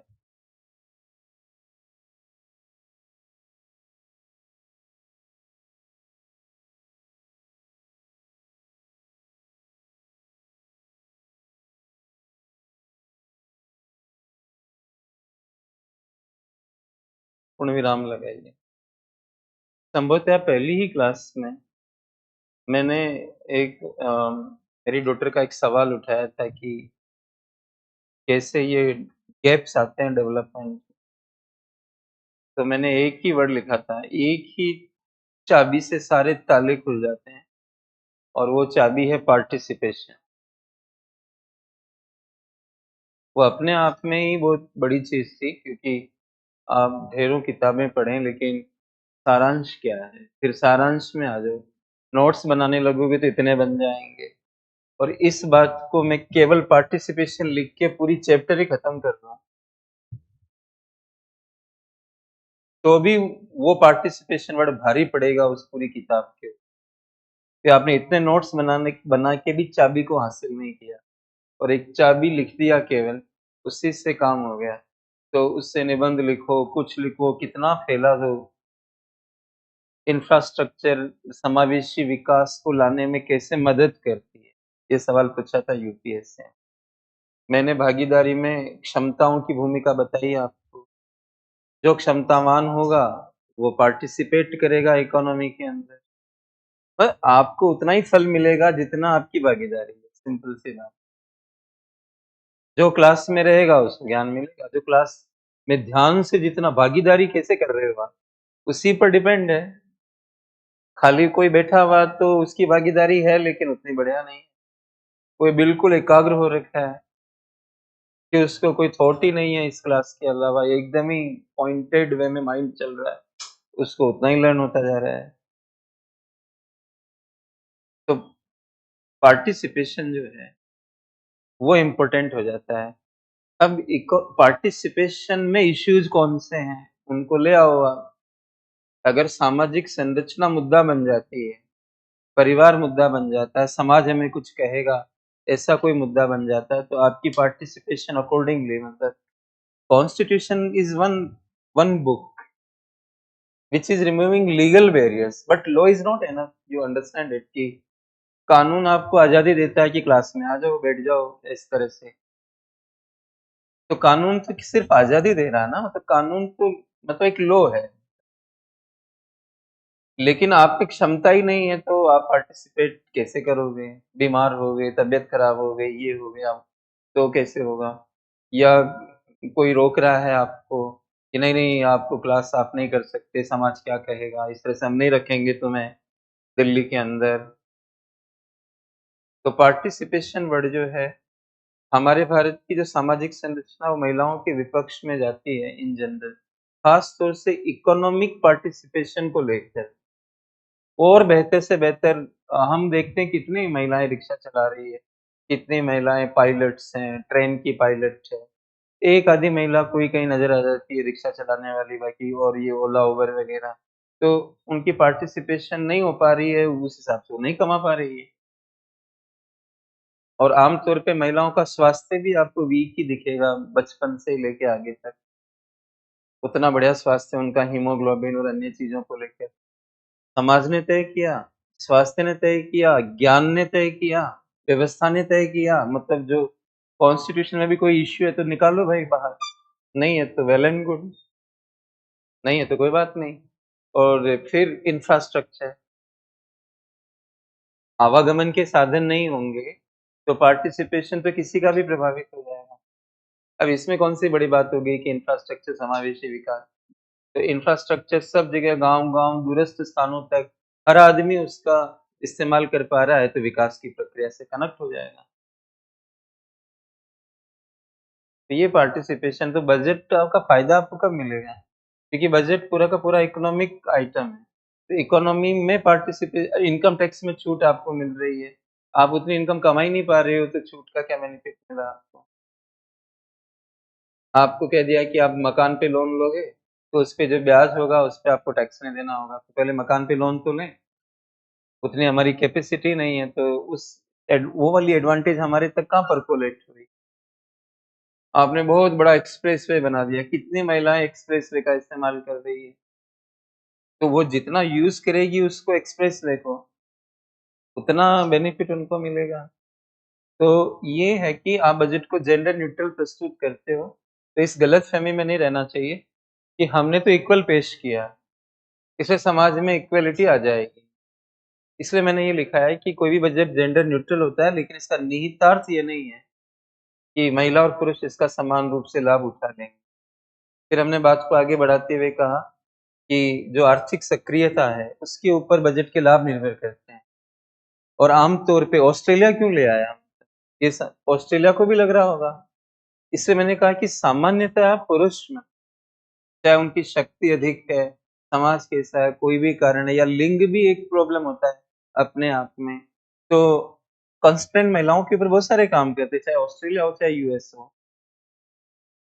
तो उन सब कारणों से उनको भी लगा होगा कि बजट का फायदा सबको नहीं मिल पाता है। तो कम से कम इतना तो निकाल के दिखा दें आम जनता के लिए कि ये बजट का पार्ट सिर्फ महिलाओं के काम आएगा, ऐसा इसके अंदर है। आप गणित करके दिखा दो लोगों को कि कितना फ़ायदा महिलाओं तक जाएगा। जब एक बार वो थॉट आ जाता है बाहर, फिर लोग ट्रैक करने लगते हैं, पिछले बजट में कितना था, अब इस बजट में घटा है कि बढ़ा है। इस तरह की बातें होने लगती है, फिर वुमन भी अवेयर हो जाती है विमन, और फिर वो क्या सोचती है कि हाँ भाई, ये सरकार जेंडर बजटिंग पे ज़्यादा वो कर रही है फ़ोकस, तो हमें इनको वो करना चाहिए। अगर उनको कोई इसका आइडिया है तो फिर वो सरकार फिर उसको सीरियस ले जाने लगती है, ऐसे होने लगता है। तो एक ये इस तरह की बात है इसके अंदर। तो आवश्यकता इसी रोशनी के अंदर में आप उजागर करोगे। फिर उन्होंने और भी बातें हैं इसमें बहुत सारी। एक तो भई चलो समानता होनी चाहिए, ये विचार है। एक ये भी देखा गया है कि महिलाएँ ज़्यादा अच्छा काम कर पाती है सोशल सेक्टर में। तो इस वजह से भी उन पे खर्च को देखा जाना चाहिए कि ज़्यादा खर्च करें तो ज़्यादा डेवलपमेंट हो रहा है उनका। ज़्यादा डेवलपमेंट हो रहा है तो उनको हमारे समाज को भी ज़्यादा फ़ायदा होगा। तो वो बात भी मैं एक आधी लिखवा देता हूँ, पैराग्राफ चेंज के। देखिए उपरोक्त के अलावा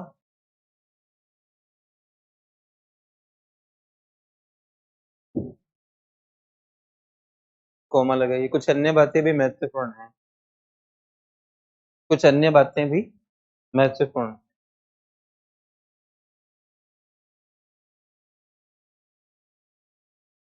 जो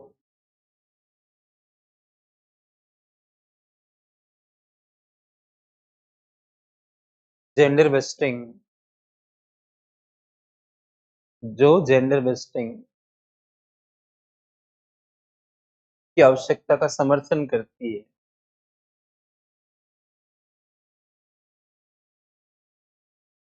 की आवश्यकता का समर्थन करती है।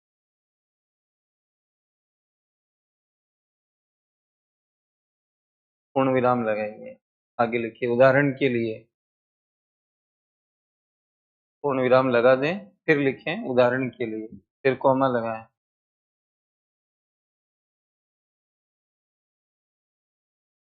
ये देखने को मिला है कि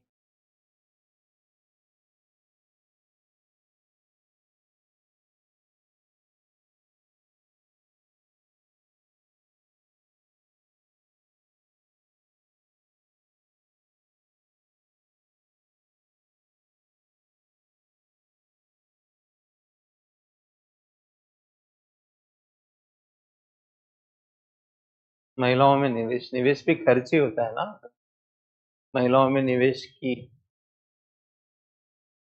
SRR,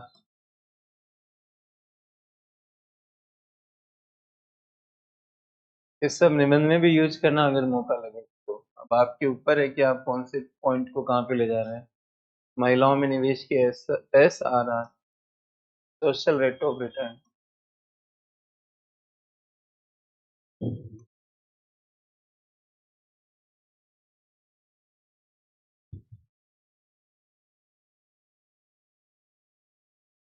पुरुषों की तुलना में अधिक होती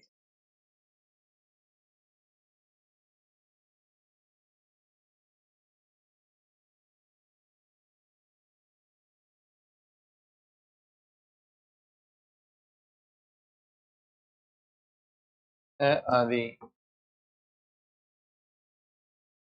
एक एग्जाम्पल दे रहे हो ना, और भी हो सकते हैं, मतलब स्कोप को खुला रखो आदि। एक लिखने से एक नंबर एक्स्ट्रा मिलता है और इससे इधर आ जाते हैं, पार हो जाते हैं। तो उन चीजों पे काम करो जो पार पटकते हैं और एक नंबर से इस पार रह जाते हैं। ये गेम आपकी जिंदगी में तब तक होता रहेगा जब तक कि अटेम्प्ट्स खत्म नहीं हो। ये भी एक बहुत बड़ा पीड़ा है जिससे गुजरता है एक आदमी। और एक एक नंबर से जब रहता है, मेरा एक मैच 2 नंबर से आता है, सिर्फ 2 नंबर। ये तो व्यक्तिगत बात है और इस तरह की बातें हमें सही भी नहीं लगती, लेकिन एक बात इतने सारे मैसेज में कभी नहीं बोला, आज ही बोला। तो जब मैं 2 नंबर से रहा होगा तो मेरे को क्या फील हुआ होगा, वो 2 नंबर तो कहीं से भी आ सकते थे। राइटिंग स्पीड थोड़ा कम था मेरा, राइटिंग स्पीड कम रहा, ये इसने बहुत मेरे को परेशान किया। उसके बाद तो और पेपर लेंदी हो गया। इनिशियली कॉमर्स का छात्र होने की वजह से स्पीड नहीं बन पाती लिखने का, उसी ने कई सवाल छुड़वा दिए जिससे इधर-उधर हो गया। तो वो एक-एक, 2-2 नंबर कहाँ से आए? सिर्फ़ ये लिखने से, ये बोलने से, निबंध में इसको कोट करने से ही 4-5 नंबर, निबंध है तो और बड़ा रेंज मिल जाएगा आपको नंबर बढ़ाने। तो ऐसा रहा महिलाओं की सोशल रेट मापी नहीं जाती, ये एक बोलने के लिए है। फाइनेंशियल रेट मापी जाती है, जैसे कि ₹100 पे 7% ब्याज मिल रहा तो माप रहे हो भई। फाइनेंशियल रेट ऑफ रिटर्न कितनी है, 7 है। एक इकोनॉमिक रेट ऑफ रिटर्न होती है, इकोनॉमिक वर्ड बड़ा होता है, तो इसलिए उसको भी अच्छे से नहीं माप पाते हैं। जैसे मैंने आपको इम्प्लिसिट समझाया, एक्सप्लिसिट समझाया। तो एक्सप्लिसिट की तो बढ़िया से हो जाती है, लेकिन इम्प्लिसिट कैच नहीं हो पाता, उसका आइडिया लगाना पड़ता है। जैसे परिवार का श्रम काम कर रहा है तो उसको क्या मिलेगा, मनरेगा का उठा के ला रहे हो तो क्या पता वो मनरेगा को ज्वाइन कर पाता है कि नहीं। आप तो कह रहे हो कि मनरेगा में जाता तो ये मिलता, मनरेगा में नंबर नहीं आता तो तो आप अंदाज ही तो लगा रहे हो। एक इकोनॉमिक रेट ऑफ रिटर्न होती है, वो थोड़ी-सी कॉम्प्लेक्स होती है, मतलब इकोनॉमिक वर्ड पूरा मापने वाला नहीं होता है। जैसे मैंने आपको उस दिन क्लास में बताया कि इकोनॉमिक कॉस्ट निकालोगे तो कैसे निकलेगी, एक्सप्लिसिट और इम्प्लिसिट, ये कॉस्टिंग है। तो इकोनॉमिक रिटर्न,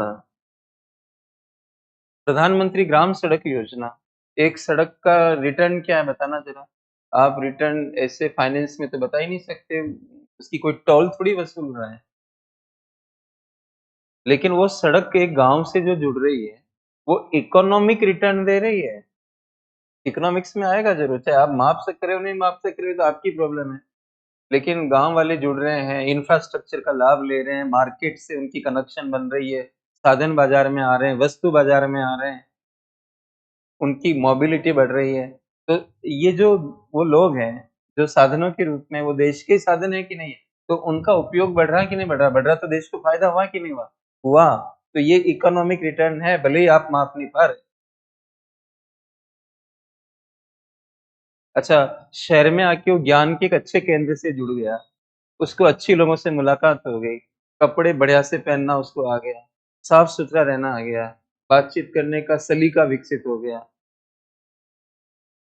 ये क्या फ़ायदे नहीं है उसके उससे रिलेटेड, जो उसके एम्प्लॉयमेंट में कंट्रीब्यूट कर सकते हैं?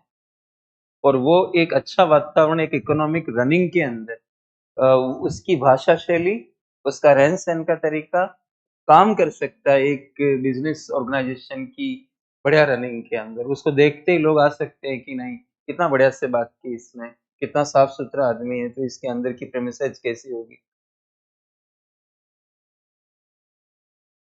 राइट? तो आप कोई भी भाषा सीखते हो, तो उसकी क्या मतलब आपकी हॉबी हो सकती है, मैं मानता हूँ। लेकिन क्या वो इकोनॉमिक्स में रोल प्ले नहीं करते? करती होगी। आप जापानीज़ लैंग्वेज जान रहे हो ये वो, उसी में बहुत सारा फ़ायदा मिल गया, कल को आप गाइड बन गए, कुछ भी हो गए, फ़ायदा पहुँचा दिया इकोनॉमी को किसी को ज़रूरत पड़ गई कि आप बहुत अच्छा हिंदी बोलते हो। 15 अगस्त के ऊपर भाषण का हिंदी रूपांतरण करना है। उन्होंने वॉइस टेस्ट लिया, आप उसमें बहुत अग्रणी आए, बहुत तो ऐसे वो बोल रहे हैं, इधर आप हिंदी बोल रहे हैं। इंग्लिश चल रही है, इधर आप हिंदी बोल रहे हैं। तो इससे क्या लग रहा है, आप ही को फ़ायदा हो रहा है? All country is getting benefit out of it. So try to understand economic return, economy, they are beyond finance. Money अच्छा मैंने जब पीटी पढ़ाया, तो मैंने तो कई सेगमेंट बनाए, इकोनॉमी के सेगमेंट थे। उसमें मनी बैंकिंग एक सेगमेंट था, फाइनेंशियल मार्केट एक सेगमेंट था, तो इकोनॉमी तो उनके ऊपर था। इकोनॉमी सबसे ऊपर है ना, सर्वोपरि है। दुनिया में कभी पहले मनी नहीं चलती थी, स्टॉक मार्केट नहीं थे, मनी नहीं थी तो क्या अर्थव्यवस्था गायब हो गई थी? जब मनी नहीं थी तो अकाउंटिंग क्या करोगे? लिखोगे क्या? बताओगे क्या कितना ट्रिलियन की इकोनॉमी है? समस्या यही रही होगी ना, इकोनॉमी तो चल रही थी, व्यापार हो ही रहा था, सिंधु घाटी सभ्यता क्या-क्या जो भी है, आप लोग पढ़ते हैं, वो सब चीज़ें। हम लोगों की तो विस्मृत होते जा रही है चीज़ें, लेकिन आप लोगों को पता है। तो एक्सचेंज होता था, एक्सचेंज से सैटिस्फैक्शन बढ़ता है। अच्छा सैटिस्फैक्शन कंजम्पशन कंजम्पशन किसमें आता है? किसमें आता है? इकोनॉमिक्स में। आपने अपना टिफ़िन एक्सचेंज कर दिया, एक दिन बताया था। अच्छा महिलाओं में तो बहुत रहता है ये, कि साड़ियाँ एक्सचेंज कर लेती हैं, ज्वेलरी एक्सचेंज कर लेती है। अब बताओ ज्वेलरी के स्तर पे तो आप देखो कितना फ़ायदा है। मतलब अब तो अभी तो सोना बहुत महँगा है। अब एक महिला शादी में जा रही है, अपने दोस्त को कहा देखो मेरे को ना मतलब ये वाली बैंगल मैं पहले पहन के गई थी, 5 साल पहले। 5 साल पहले, तो अभी पहन के जाने में क्या प्रॉब्लम है? नहीं, क्या पता उनको याद आ जाए कि तुम पिछली बार तो एक काम करते हैं, अपनी बैंगल्स मेरे को दे दो, तुम्हें विश्वास नहीं हो ना अगर, तो ये बैंगल्स मेरी वाली रख लो, लगभग एक ही वज़न की है और अगली बार तुम्हारे भी कोई काम पड़ेगा तो देख लेंगे ऐसे ही। तो केवल खाली एक्सचेंज करने से तो 5-7 लाख रुपए का फ़ायदा हो गया इनडायरेक्टली देखा जाए। ये फ़ायदा क्या इकोनॉमिक्स नहीं है? है सैटिस्फैक्शन उसको ऐसा लग रहा हाँ, मतलब अच्छा आजकल लोग भाई आप इतना क्यों पूछ रहे हैं कि ये कब लिया, कब नहीं why are you encroaching in my area? कोई पूछने की हिम्मत भी करेगा, please do not go beyond a particular limit. ऐसे सीखो थोड़ा। तो मैंने कहा ना पोस्ट ग्रेजुएट कब बनोगे? जब मेंस आ जाएगा। तो ये मेंस से आप परिपक्व बनते हो और हमें भी स्कोप मिलता है।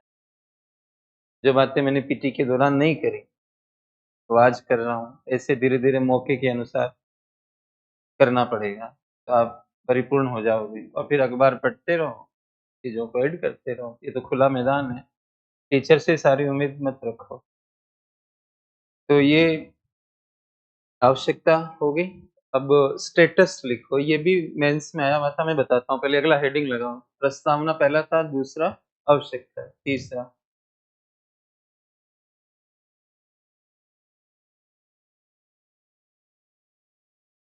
वर्तमान स्थिति।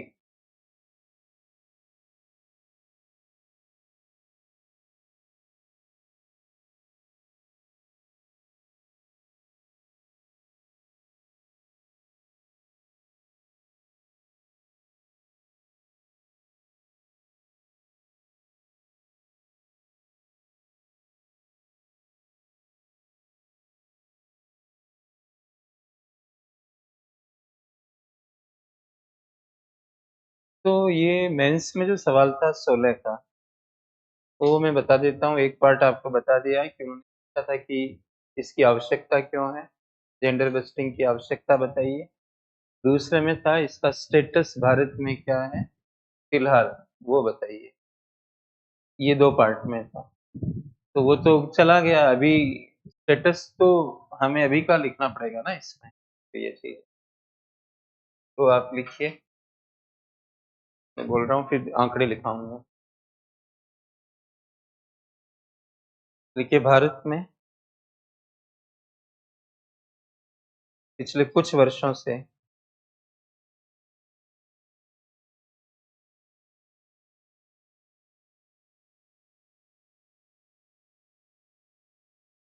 जेंडर बस्टिंग का स्तर बढ़ रहा है।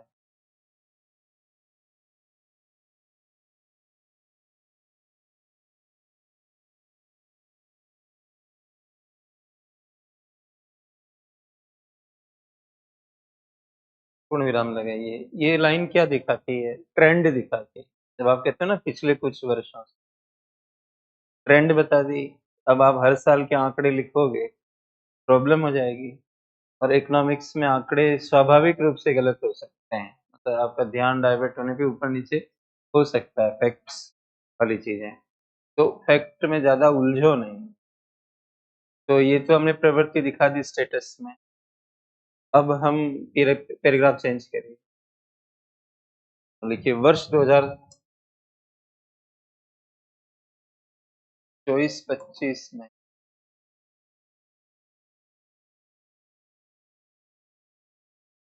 जेंडर बस्टिंग का स्तर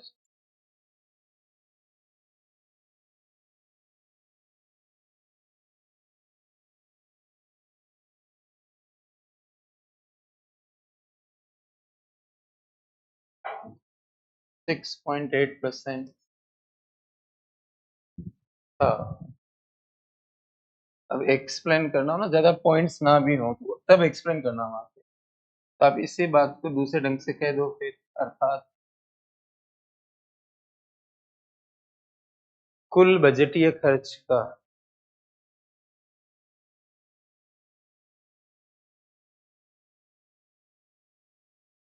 कुल बजटीय खर्च का 6.8% था महिला कल्याण से जुड़ा हुआ था।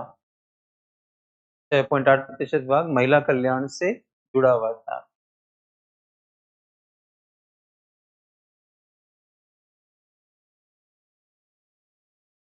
पूर्ण विराम लगे। यह स्तर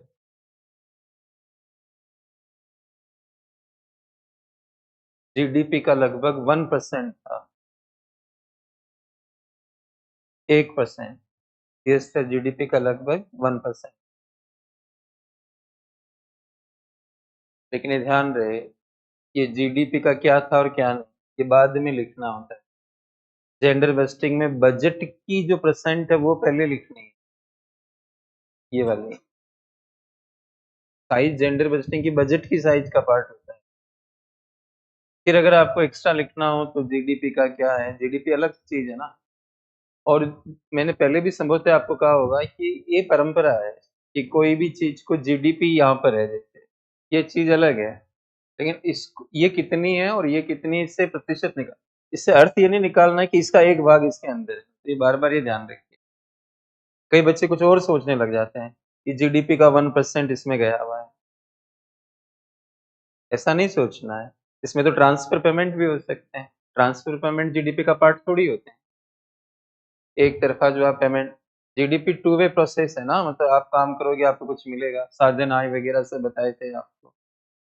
साधारण सी गणित क्या है कि प्रोडक्ट है, उसकी प्राइस है, और प्राइस ही झरना है इनकम का। ये झरना है जो इनकम इनकम को बहा रहा है। इसमें से टैक्स हटा दो बस, फिर बचा उसी को, तो ये फैक्टर कॉस्ट आ गया। फैक्टर कॉस्ट में प्रॉफिट भी रहता है, और भी चीजें, सब मजदूरियां वगैरह रहते हैं, प्रॉफिट भी रहता है, ये ध्यान रखें। क्योंकि प्रॉफिट वो खुद अपने को साधन मान के ले रहा है। टैक्स गवर्नमेंट को देके, बाकी तो इनकम ही जनरेट हो रही है। तो आप प्रोडक्शन पहले पता लगाते फिर इनकम पे जाते हो। दिस मीन्स व्हाट, कि anybody who is getting income without production is not the part of GDP. जो हमेशा विचारों पे टिका रहता है, सिद्धांत को पकड़ता है और उसी रास्ते पे चलता है, वो कभी विचलित नहीं होगा, ना भ्रम का शिकार बनेगा। उत्पादन से राष्ट्रीय आय निकाली थी हमने इस क्लास के अंदर।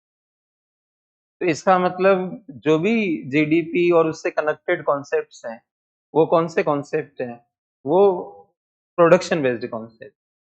एक एनसीईआरटी वगैरह में इनमें छोटे-छोटे वाले भी कॉन्सेप्ट होते हैं, जिसमें एक होती है पर्सनल इनकम, एक होती है पर्सनल।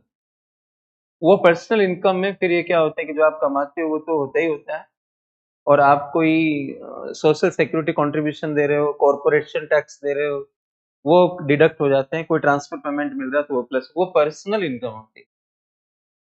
लास्ट में आके थोड़े से ट्रांसफर पेमेंट ऐड होते हैं, अदरवाइज तो शुरुआत कहाँ से होती है? प्रोडक्शन से। और वो पर्सनल इनकम राष्ट्रीय आय होती ही नहीं है जब आप व्यक्तिगत आय निकाल रहे हो।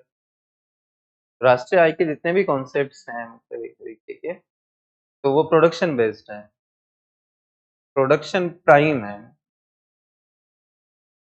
ठीक है? तो हर चीज फिलोसॉफिकल, आप फिलोसफी पकड़ लो, रटो नहीं बस कृपया करके। हर इकोनॉमिक्स पूरा फिलोसफी से कनेक्टेड है। फिलोसफी का मतलब वो दर्शन शास्त्र नहीं पढ़ना है, केवल मूल विचार को पकड़ना है, वही दर्शन है। राइट? तो ऐसा कभी नहीं सोचना हमारे आयात जीडीपी का इतना परसेंट, तो आयात तो माइनस होते हैं,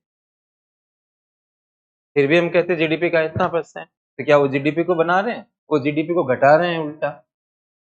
सी प्लस आई प्लस जी प्लस एक्स माइनस एन, या सी प्लस आई प्लस जी प्लस एन एक्स। फिर भी हम कहते हैं जीडीपी का इतना परसेंट, हमारे आयात जीडीपी का इतना परसेंट। परंपरा है, घाटा इतना परसेंट। तो क्या घाटा जीडीपी बना रहा है, या जीडीपी घाटे में चला गया है? ऐसा थोड़ी है। शेयर मार्केट के ट्रांजेक्शन ही कई बार इकोनॉमी के प्रोपोर्शन के रूप में दिखाए जाते हैं। जीडीपी का 144%, जीडीपी का इतना परसेंट, 150%। आया था ना अभी बीच में, वो यही पी 25 वाली एग्जाम के, वो अखबार बेस्ड ही तो था वो एक, कि हम वो लांग गए इसका, पता नहीं, एक कंट्री का देख के बता रखा था। तो इस तरह की बात। तो ये 1% जो जीडीपी का लिखा है, इसको अलग समझना है। और ये 6.8 बजट का भाग है। जो अमाउंट बन रही है वो कुल जीडीपी को अलग रख के उस अमाउंट को कंपेयर करोगे तो कितनी बनेगी? 1%। राइट? ये पॉइंट क्लियर है? अब हमें 25-26 को ऐड करना है, इसलिए तो 24-25 था। पैराग्राफ चेंज करिए। ये ध्यान देने योग्य है कि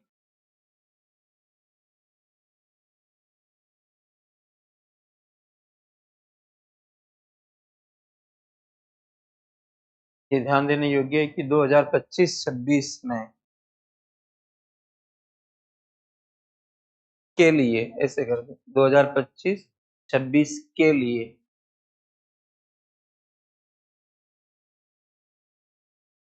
जेंडर बस्टिंग का स्तर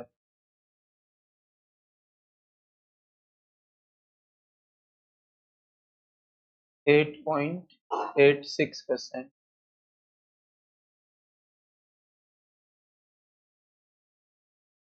हो गया है।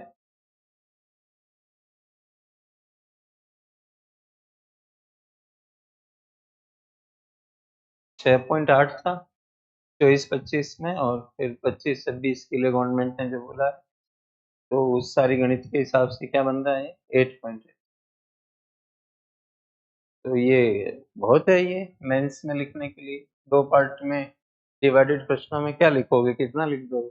ये स्टेटस में ही आएगा। जब भी आपसे पूछेंगे तो स्टेटस में, अगर आपको लेटेस्ट ना भी पता लगे तो आप ईयर लिख के फ्री हो जाओ। मैंने 25-26 लिख दिया, आप एग्जाम दे रहे हो 27-28 में, माना कि अच्छा तो ये होगा कि आपको लेटेस्ट पता हो तो बहुत बढ़िया है, ना नहीं हो तो आप ईयर लिख के बता दो। फिर क्या करोगे लास्ट में? तरीका तो और कुछ है भी नहीं कि 25-26 में ये चल रहा है, तो भी कुछ मिल ही जाएगा। ये कुछ डेटा और आंकड़े हैं जिनको ध्यान रखना है मेंस में जाते समय, जैसे जेंडर बस्टिंग का रेशियो जरूर पढ़ के जाना, ये सवाल आए तो लिख सको।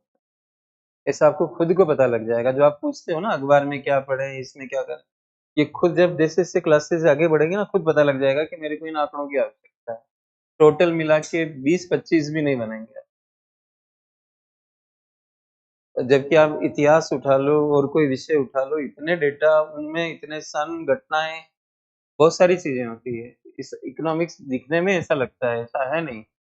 कुछ एक आंकड़ों में आपका काम हो जाएगा। एक नोट लगाइए इसके नीचे।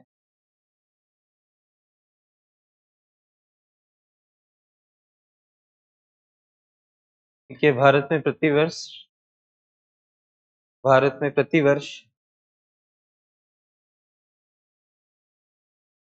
संसद के समक्ष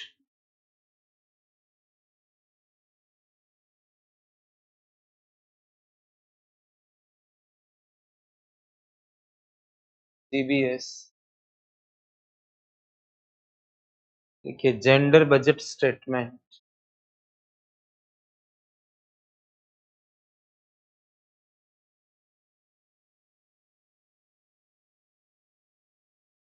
प्रस्तुत किया जाता है,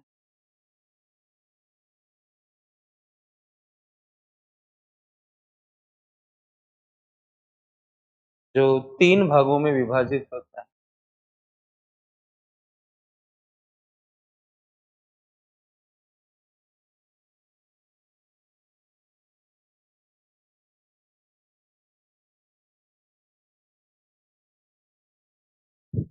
डेश लगा दो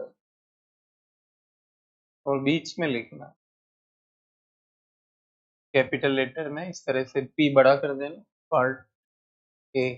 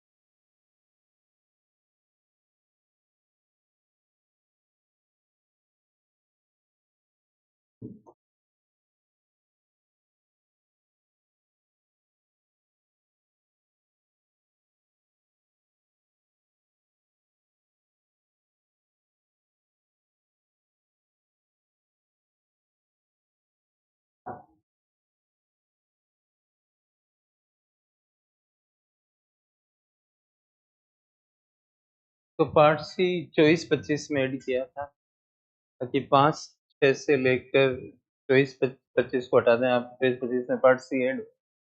बाकी सारे वर्ष 2 ही पार्ट चल रहे थे, पार्ट ए और बी।